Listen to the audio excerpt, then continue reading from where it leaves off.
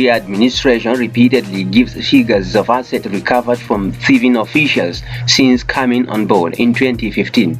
Some of these records were given by the president himself. While attending the London Anti-Corruption Summit in 2016, President Buhari said his government recovered assets and funds totaling $9.1 billion as part of its anti-corruption drive. But there are conflicting figures on the exact amount recovered by the Buhari government. The Attorney General and Minister of Justice Abubakar Malami said $1 billion had been recovered from May 2015 to December 2022, and some critics say the Buhari's anti-corruption fight may have complicated the situation instead. Do you think Nigerians are disappointed in the issue of fight against corruption by the Buhari administration? Because we have witnessed some governors, ex-governors that were convicted and were later given presidential pardon in court. Well, not only disappointed, using the word disappointed I think is very soft.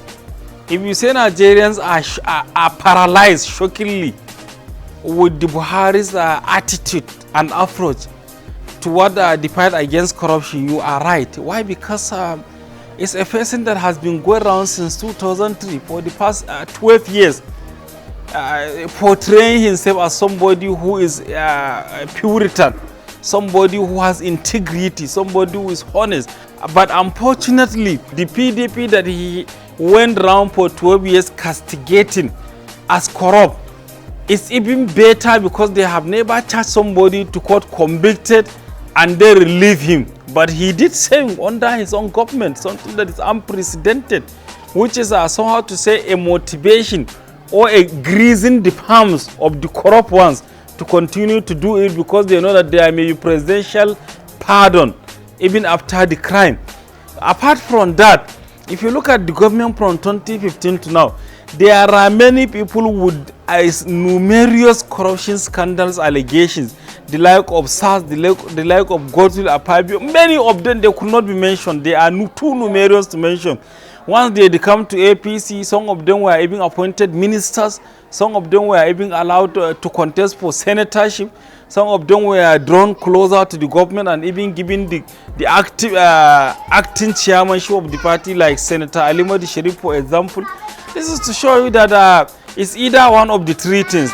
It's either the Buhari's so much professed fight against corruption is just a deception to get power, or he is honest but he is being overpowered, or he critically misunderstood the terrain of the nation. So therefore he approached the country in a wrong way, and at the end of the day he got consumed within that corruption scandal under his very close watch. The same thing that he has been criticizing for many years. With less than 3 weeks to the end of Buhari's era, Nigerians share mixed feelings on the role of the former military head of state in the fight against corruption.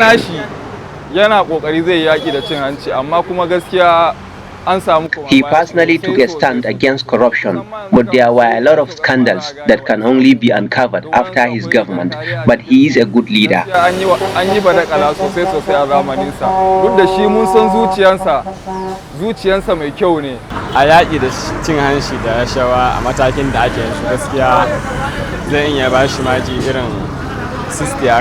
I will give Buhari 60% in the fight against corruption, despite the current scandals. He has tried. So,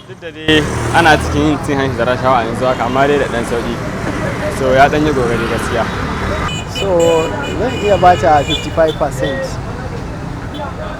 Me yasa ba za ka bata 100 ba?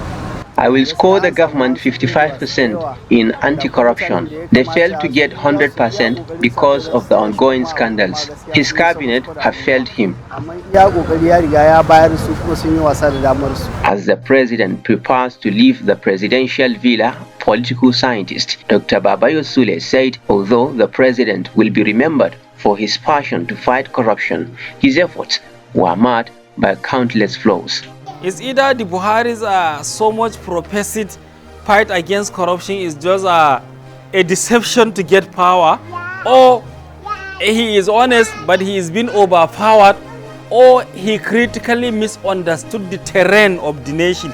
So therefore he approached the country in a wrong way, and at the end of the day he got consumed. In the last 8 years, there are a lot of corruption allegations against officials of the Buhari's government which remain in the minds of Nigerians. The most recent are allegations of corruption totaling 109 billion naira against the suspended Accountant General of the Federation, Ahmed Idris, and the 22 billion naira allegations involving the former Minister of Power, Salim Amman.